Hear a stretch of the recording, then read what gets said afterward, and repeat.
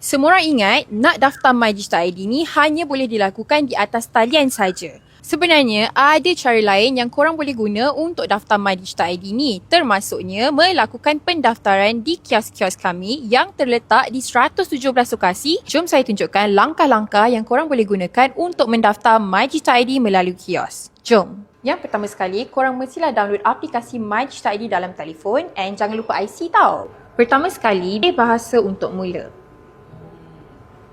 Tekan saya setuju, skrin akan tertera tulis sila masukkan MyCard. Masukkan MyCard anda di ruang yang telah disediakan. Sila tunggu untuk proses pengesahan MyCard anda. Tekan daftar MyDigital ID.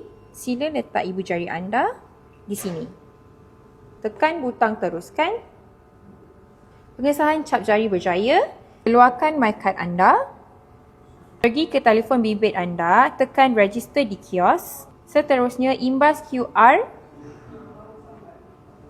Sila tetapkan kata laluan anda. Aktifkan biometrik. Dan mudah kan nak daftar MyDigital ID dekat kios? Senang kan? Bila dah faham, baru seronok nak guna. Jom guna MyDigital ID untuk urusan digital yang lebih selamat, pantas dan mudah.